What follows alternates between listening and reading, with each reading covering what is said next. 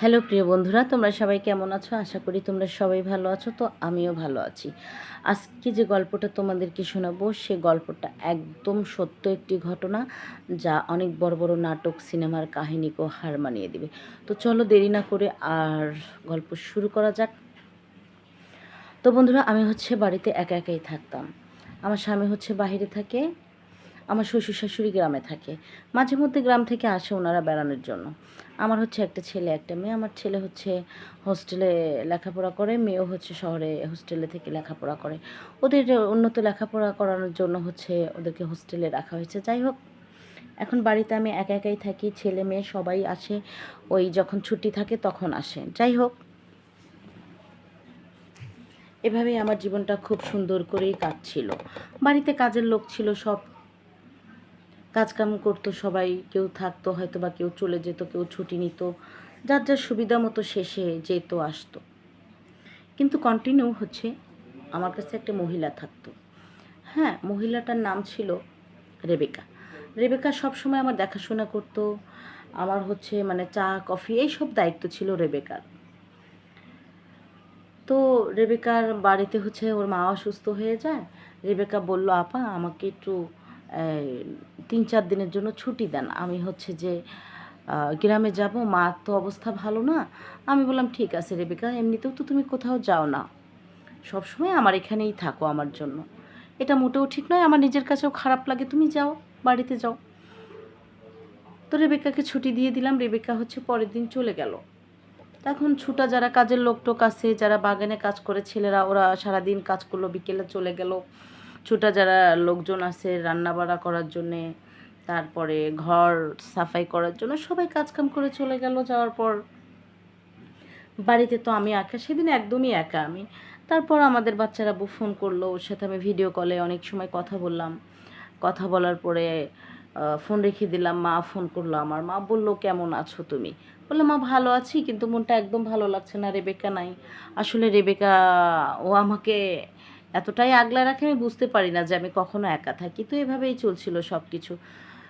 মার সঙ্গেও কথা বললাম। কথা বলার পরে খাবার টেবিল তো সাজানো, খাবার আছেই। খাবার টেবিলে একা একাই চলে গেলাম। যাওয়ার পরে দেখলাম অনেক খাবার, খাওয়ার একদম ইচ্ছে নেই। মা ফোনটা কাটার পর আমি একা বললাম, আমার হাজব্যান্ড আবার আমাকে ফোন দিয়ে বলতেছে, লতা তুমি কি খাওয়া দাওয়া করেছো, মেডিসিন নিয়েছো? আমার প্রেশারটা একটু হাই আছে, ডায়াবেটিক্স আছে, তো আমি মেডিসিন নেই। আমি বলছি, হ্যাঁ আমাকে নিয়ে তুমি টেনশন করো না, আমি খাবার এখনও খাইনি, ইনসুলিন নিব, তারপরে খাবার খাবো। বলতেছে ঠিক আছে। এই বললাম আমি আমার স্বামীকে। আরও বললাম, দেখো তুমি আমাকে নিয়ে টেনশন করো না, আমি খুবই ভালো আছি। বাস রেবেকা নেই, আমার যে একা একা লাগছে বাড়িতে। ও তো সহজে বাড়িতে যায় না আমাকে রেখে। হ্যাঁ, যদিও সে আমার বাড়ির একজন কাজের লোক, কিন্তু আমি কখনোই তাকে ওইভাবে ট্রিট করতাম না। হ্যাঁ, আমাদের একজন ফ্যামিলি সদস্যর মতোই আমি ওনার সাথে আচরণ করতাম। অন্যরকম একটা মায়া ছিল। কাজের লোক তো অনেকেই আছে, আরও 4 জন আছে কাজের লোক। তো যাকগে, এই জন্যই একটু একা একা লাগছে। জাস্ট আর কোনো ব্যাপার নেই, তুমি আমাকে নিয়ে টেনশন করো না। এক কাজ করো, আমি আমার হাজব্যান্ডকে বললাম, তুমি খাওয়া দাওয়া করো, নিজের কাজের প্রতি মন দাও, আর ফ্রি সময় রেস্ট নাও। বললো ঠিক আছে লতা, কথা দাও খাবে, যাও খাবার টেবিলে যাও। তো ওকে আমি লাইনে রেখে খাওয়া দাওয়া করলাম। খাওয়া দাওয়া করার পরে বললাম, এই যে খেয়ে নিয়েছি, মেডিসিনও খেলাম, তুমি এখন নিশ্চিন্তে কাজ করতে পারো। তো যাক, ও ফোন রেখে দিল। রাতও ভারী হতে থাকলো। তখন রাত প্রায় 12টা বেজে গেছে। তো আমি যেহেতু গ্রাম অঞ্চলে থাকি, রাত 12টা মানে অনেক ব্যাপার স্যাপার। আমি খাওয়া দাওয়া করলাম, করার পরে ঘরে আসলাম। এখন মাথাটা প্রচণ্ড ধরেছে। এখন রেবেকা তো নেই, কে আমাকে চা বা একটু কফি করে দিবে? তো আমি আর কী করলাম, নিজেই উঠে গেলাম, যে সুন্দর করে 1 কাপ কফি বানাই নিলাম। নেওয়ার পরে আমি বারান্দায় বসলাম, বসে কফিটা খেলাম। খেয়ে কিছুক্ষণ আমি বই পড়ছিলাম। বইটা পড়তে পড়তে ওখানে দেখলাম রাত প্রায় 1:30টা বাজে। তখন আমার চোখটা একটু একটু লেগে আসলো। আমার হাজব্যান্ডের মধ্যে আরও একবার ফোন দিছি। বলছে, বারান্দায় থেকো না, রেস্ট করো, যাও বাড়িতে একা একা। তো আমি সুন্দর করে ঘরে চলে গেলাম। যাওয়ার পরে আমি শুয়ে পড়েছি। হ্যাঁ, বাড়ির জানালা দরজা সব কিছু খোলা, শুধু মেইন ডোরটাই লাগানো। যাকগে, মেইন ডোর লাগানো থাকলে আর তো বাড়িতে ঢোকার কেউ কোনো সম্ভাবনাই থাকে না, তাই না? তো আমি সুন্দর করে শুয়ে ঘুমাই গেছি। ঘুমাই যাওয়ার পর রাত 2:30 বাজে। 2:30টার সময় খুবই বারে বারে কলিং বেল বাজতেছে, কলিং বেল বাজতেছে বাজতেছে বাজতেছে। আমি একটা সময় হচ্ছে যে বলতেছি, আচ্ছা কে এত রাতে কলিং বেল বাজাইতেছে এভাবে? তো আমার না তখন কলিজার মধ্যে মানে কি বলবো, খুব ধকপক ধকপক করতেছে, খুব ভয় ভয় লাগতেছে। তো আমি কাঁপা কাঁপা কণ্ঠে উঠে গেলাম, যাওয়ার পরে জিজ্ঞাসা করলাম কে? ফুটো দিয়ে দেখলাম, হ্যাঁ ফুটো দিয়ে দেখলাম যে আসলে কিছু ডিফেন্সের ড্রেস পরা লোকজন ছিল তারা। বলতেছে আমরা ডিফেন্স থেকে এসেছি, আপনি দরজাটা খুলেন। আমি বললাম কেন এত রাতে আপনারা মানে এখানে কি কাজ? বলতেছে আপনার বাড়ি সার্চ করার ওয়ারেন্ট আছে আমাদের কাছে। হ্যাঁ, আপনি কি দরজাটা খুলবেন না ভেঙে ফেলবো? আমি তো ভয়ে মানে আমার কোনো হুঁশ পাত্তাও নাই। হ্যাঁ, আমি বললাম না, না দরজা কেন ভাঙবেন আপনি? প্লিজ আমি দরজা খুলছি। এই কথা বলে ওনারা আমাকে অনেক ভয়ভীতি দেখাইছেন। হ্যাঁ, দরজাটা না খুললে মুখ হবে, তো মুখ হবে, এই হবে সেই হবে। দরজাটা খুলে দিলাম। খুলে দেওয়ার পরপরই হচ্ছে আমি এক সাইডে দাঁড়ালাম। দাঁড়ানোর পর আমি যখন জিজ্ঞাসা করলাম আপনারা কোন থানা থেকে এসেছেন বা কোথায়, কী কারণে আমার বাড়ি সার্চ হবে কী কারণে? আমার হাজবেন্ড থাকে বিদেশ, আর হচ্ছে আমি একজন মহিলা মানুষ বাড়িতে একা একা। আপনি মানে এত রাতে কেন, কী কারণ? আপনি তো সকালেও আসতে পারতেন। এটা কোন ধরনের আচরণ? এই কথা বলতেই তারা হচ্ছে যে আমাকে বলল, একদম চুপ, একটা কথাও বলবে না, একদম গলা নামিয়ে দেবো যদি কথা বলো। ওমা! আমি বললাম ডিফেন্সের লোক এভাবে কথা বলে মানুষের সাথে? এই কথা বলাই যে হচ্ছে আমার গালে ঠাস করে একটা থাপ্পড় বসিয়ে দিল। দেওয়ার পরে তারা ৬ জন ছিল বাড়িতে, পুরা ছিটায়া বিটায়া সবাই এক একজন চলে গেল। হ্যাঁ, যাওয়ার পরে আমার বাড়িতে যত পোটলা পাটলি যা ছিল, হ্যাঁ ওই ৬ জনের মধ্যে ৫ জন ছিটা চলে গেছে, একজন তো আমার সাথেই। হ্যাঁ, সে ছিল হচ্ছে যে ওদের মধ্যে যে সর্দার আছে, উনি ছিল হচ্ছে সর্দার। যাই হোক, প্রথমে বিষয়টা আমি বুঝতে পারিনি, বুঝতে আমার অনেকটা দেরি হয়ে যায়। যখন ওনারা ছড়ায়া ছিটায়া মানে বাড়ির সার্চ করার নামে আমার এটা ওটা পোটলা বাঁধতেছিল, তখন আমি বিষয়টা বুঝতে পারছি। হ্যাঁ, তো সবাই হচ্ছে মাটি টুপি পরা ছিল, চোখ টোক কিছু আমি দেখতে পাইনি। যখন আমি দরজার ফুটা দিয়ে দেখলাম, তখন দেখলাম যে কারো মাথায় কিছু নাই। তখন তো আমি মনে করো যে চেহারাটা ভালোভাবে দেখতে পাই না। দরজা খুলতে খুলতে ওরা মাটি টুপি টুপি সব কিছু পরে নিয়েছিল। তো যাকগে ওই সর্দার সাহেব যিনি হচ্ছে আমার ওখানে দাঁড়িয়ে ছিল, আমার মুখটা চেপে ধরে আমি মানে ওনার সাথে পাড়াপাড়ি করতে করতে ওনার মাথা থেকে টুপিটা টান দিয়ে খুলে ফেললাম। খুলে ফেলার পরে দেখি খুব বয়স খুব বেশি না, ইয়াং স্মার্ট, দেখতে শুনতে অনেক সুন্দর।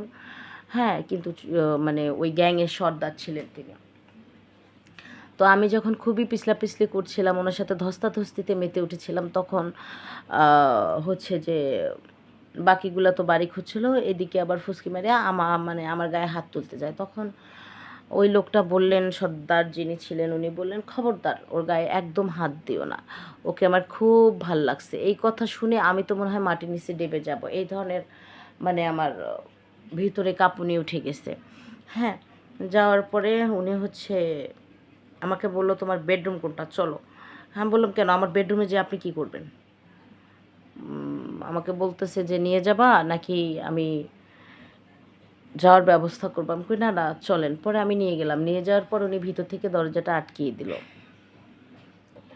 দেওয়ার পরে আমাকে বলল বসো চুপ করে এখানে। বসলাম, বসার পর বলতেছে তোমার বাড়িতে তো আমি খোঁজখবর নিয়েই এসেছি, তোমার সাথে যে সর্বক্ষণ থাকে সে চলে গেছে দেশের বাড়িতে। বাড়িতে সবাই কাজকাম করে, সবাই রাতে ছুটিতে থাকে, সবাই দিনের বেলা করে। ছেলে মেয়ে হোস্টেলে থাকে। দেখলাম যে আমার সম্বন্ধে সমস্ত জানকারি তার আছে, সে সমস্ত জানকারি নিয়েই এসেছে। কিন্তু লোকটাকে মোটেও চিনতে পাইনি, আমাদের আশেপাশে 10 গ্রামেরও না সেই ছেলে, আমি কখনোই দেখিনি তাকে। কে এসে, যাই হোক, এক কথায় দুই কথায় বলল এসেছিলাম বাড়ি ডাকাতি করতে, কিন্তু বাড়ির মালকিন যে এতই সুন্দর, বাড়ি ডাকাতি আর হবে না আমার দ্বারায়, আজকে তো আমি তোমায় ডাকাতি করব। এই কথা শুনতে আমি ঘাবড়িয়ে গেলাম। ভয়ে অঝরে দু চোখের জল আমার কিভাবে যে ঝরতে থাকলো। তখন আমাকে বলল কান্নাকাটি করো না। এই কথা বলে আস্তে আস্তে আমার কাছে আসলো। আসার পরে আমি বাসায় একাই ছিলাম। রাতে আমি অবশ্যই নাইট ড্রেস পরি। তো হচ্ছে সে টান দিয়ে ফিতাটা খুলে দিয়ে আমার জামা কাপড়টা খুলে নিল। হ্যাঁ, আমি চিৎকার পারবো, মানে চিল্লাচিল্লি করতেছি, কিন্তু কিছুতে আবার কথা শুনছে না, উল্টো আমাকে ভয়ভীতি দেখাচ্ছে। হ্যাঁ, তারপরে যা না তাই করলো আমার সাথে, একদম মানে এমনভাবে লাফায় পড়ছে আমার উপরে, আমি আর নিজেকে কোনোভাবে রক্ষা করতে পারিনি। হ্যাঁ, পারিনি। তারপরে হচ্ছে আহ, এক টানা 1.5 ঘন্টা সময় হচ্ছে যে আমার সাথে কাটাইছে। কাটানোর পর মোটামুটি ওদের সব কিছু হয়ে গেছে। হয়ে যাওয়ার পর ওরা সবাই আসছে, আইসা আমার বেডরুমের সামনে দাঁড়িয়ে আছে, বলছে ওস্তাদ জি হয়ে গেছে, আমরা এখানে বসলাম। তো ভিতর থেকে ও বলছে হ্যাঁ বসো, ভিতরে পরে আসো। পরে ওর কথা মতো আমাকে তছনছ করে দিয়ে গেটটা খুললো, খুলে ওরা সবাই ভিতরে চলে আসলো। আসার পর আমি তো খাটের কোনায় চুপচাপ করে বসে আছি। আমি বলতেছি যে আমি তোমাকে দেখে নেব, তুমি যেটা করেছো একদম ঠিক করনি। তো কুদায়া কুদায়া সাথে যারা আছে এরা হচ্ছে আমার সাথে বেয়াদবি করে। কিন্তু ওই গ্যাংয়ের যে সর্দার ছিল বলছে খবরদার ওর সাথে একদম বেয়াদবি করো না, ও আমার পছন্দের জিনিস। হ্যাঁ, এই কথা শুনে আমার তো মেজাজ ভিতরে খুবই খিটখিট করছিল। তারপরে আমি একদম কোনো কথাই বলি নাই, না বলায় বলল ওর বাসা থেকে কিছুই আর নিস না, না নিয়ে সব রেখে যা। কিন্তু সাথে যারা আছে ওরা মানতে নারাজ। বলল এত কষ্ট করে এসেছি, তুমি তো ভোগ করলে, আমরা তো আর করলাম না, তো আমরা তো মালামাল নিবই। এই কথা বলে সবাই মালামালের গাড়িগুলো নিয়ে বের হয়ে যেতে থাকলো। হ্যাঁ, পরে ওই ডাকাতটা যাওয়ার সময় আমি শুধু একটা কথাই তাকে বলেছিলাম, তোমার ঘরে কি মা বোন নেই? তুমি যেটা আমার সাথে করলে সেটা কি ঠিক করলে বলো? এই কথা বলতেই আমার গালে একটা থাপ্পড় বসিয়ে দিল, দিয়ে বললো যত বড় মুখ নয় তত বড় কথা। চেয়েছিলাম তোমাকে কিছু বলবো না, কিন্তু তুমি খুব বেশিই বললে, তাই একটা থাপ্পড় দিতে বাধ্যই হলাম। হ্যাঁ, তখন আর কোনো কথাবার্তা বলি নাই। না বলার পরে ওনারা সবাই চলে গেল। যাওয়ার পরে হচ্ছে যে মানে আমার ফোন টোনও জব্দ করে নিয়েছিল। আমি যোগাযোগ করব, কিভাবে করব, সম্ভব না তো। পরে যাক, যেতে যেতে আমার ফোনটা মানে রেখে চলে গেছে। আমি ফোন খুললাম, খোলার পরে আমি আমার হাজব্যান্ডকে কিছু জানালাম না। ও চিন্তায় হয়তো বা স্ট্রোকও করতে পারতো, এত বড় দুর্ঘটনা ঘটে গেছে। বাড়ির তো ক্ষতি হয়েছে, তার উপরে তার স্ত্রী, তার ইজ্জতও লুঠে গেছে। এই জিনিসটা উনি কোনোভাবেই হয়তো বা মানতে পারবেন না। ওনাকে আমি বলি নাই, আমি সরাসরি থানায় ফোন করলাম। করার পরে উনি বলল ঠিক আছে, আপনি একদম ভয় পাবেন না, আমরা আসছি। পরে পুলিশ আসলো, জায়গা হচ্ছে পরিদর্শন করলো। করার পরে আমি সবটা খুলে বললাম। বলার পরে হচ্ছে ওনারা ওনাদের মতো স্টেপ নিয়েছে। এখন হচ্ছে তোমাদের সঙ্গে গল্পটা শেয়ার করার একটাই কারণ, সেটা হচ্ছে দেখো অনেক রাতে যদি কেউ ডোর নক করে যে আমরা ডিফেন্স থেকে এসেছি বা অমুক তমুক, তোমরা কিন্তু সবাই খুব খুব খুব অ্যালার্ট, কেউ দরজা খুলবে না, ঠিক আছে? কারণ ডিফেন্সের বেশিরভাগ ডাকাত, চোর, ছ্যাচোর, এরা কিন্তু মানুষের বাড়ি বাড়ি হামলা করতেছে। এই জন্যই গল্পটা তোমাদের আমি শেয়ার করলাম। আর কিছুই না, তো সবাই সতর্ক থেকো, ভালো থেকো, সুস্থ থেকো। আজকে এই পর্যন্তই। Bye bye and take care.